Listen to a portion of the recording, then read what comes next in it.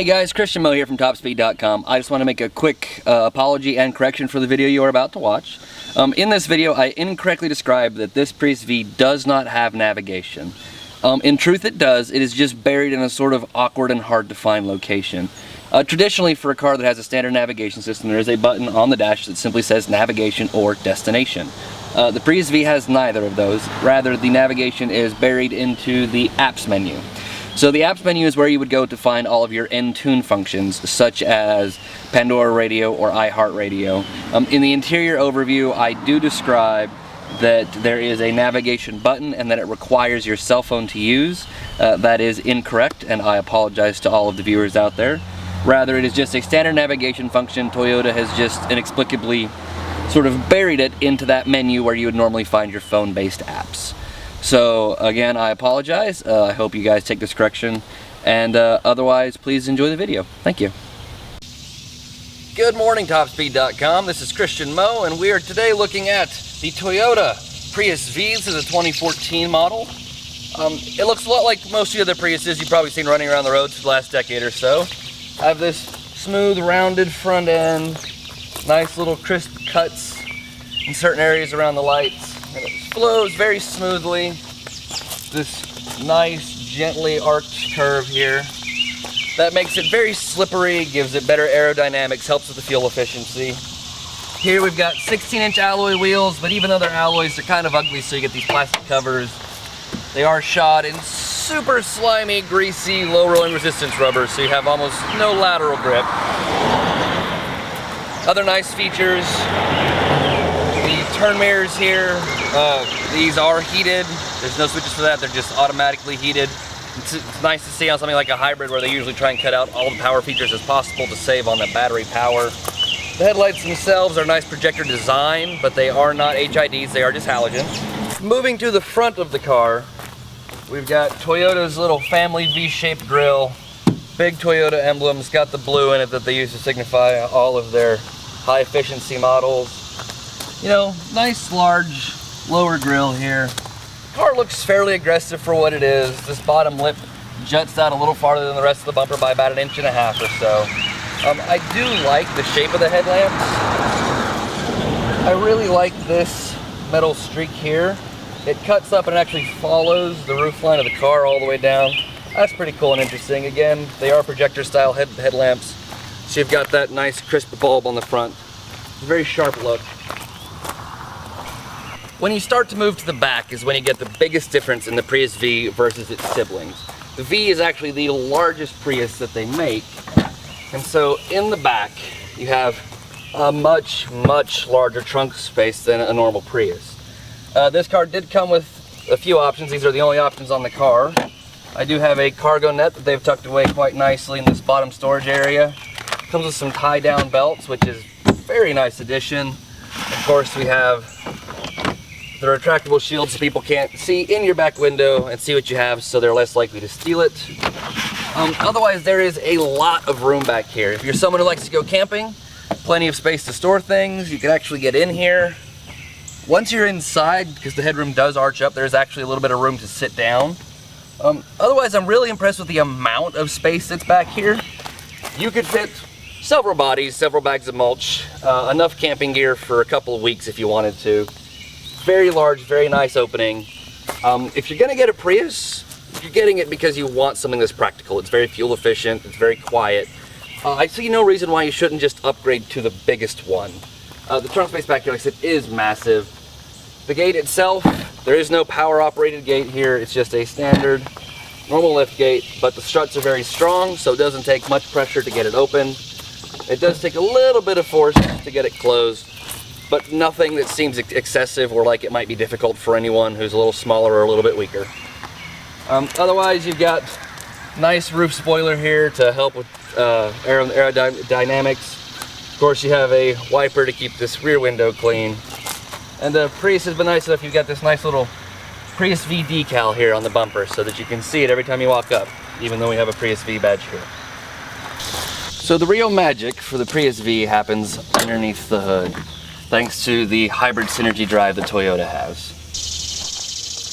So in a nice change from usual, when you open up the hood of this car, there is not massive slabs of plastic. You can actually see what's going on in here. Up front, underneath the nice little plastic cover here with the Toyota logo on it, this is the 1.8 liter inline-4 gasoline engine. This runs on the Atkinson cycle, which is a little bit different than a very standard engine that you might get in something like a Honda. Right here we have the main control pack for all of the electrical stuff that goes on. That's why we have these really big massive wires here. This is what helps get all of the power from the batteries out into the wheels. This is what helps get extra energy from the engine to charge those batteries and also send extra power to the wheels. Of course, we got an airbox here. There's nothing too crazy about it. It's just nice that they have it all open. The 1.8 liter here is only good for about 80 horsepower, but when it's combined with the electric motor generator, together you get about 134 horsepower. So it doesn't sound like a lot, but the car is mated to a CVT, and while normally we don't like CVTs, the fact that this can spin all the way up to the top of its rev range, get right in the meat of its power band, and stay there, really helps the car feel faster than it actually is. The interior of the 2014 Prius V is nice enough for the market that this car is in, and it is very practical. So just in terms of storage space, we've got one cubby here. Right below it we have another cubby. We've got cubbies with cup holders in the doors. I've got a cup holder here. There is an expandable cup holder that comes out of the dash on the passenger side. I do have a cubby underneath the armrest. This entire area down here is open, and it has a nice piece of carpet in it to keep things from rattling around too much. And there is a secondary cup holder that slides out of the bottom here. That cup holder actually comes out, so you can use that as just extra storage if you need it. Rear passengers have got an armrest that comes down. They have a set of pop-out cup holders underneath my back console here. Otherwise, it's just a fairly traditional car. You have your steering wheel, you have your pedals, stereo. Toyota does give us this nice large screen that has a couple of functions. You can hit the car menu and pull up the little meter that shows you if power is going to the batteries or to the engine, or how the whole hybrid system is working. If you go to the audio side of things, there is satellite radio. We've got, of course, AM, FM with HD radio.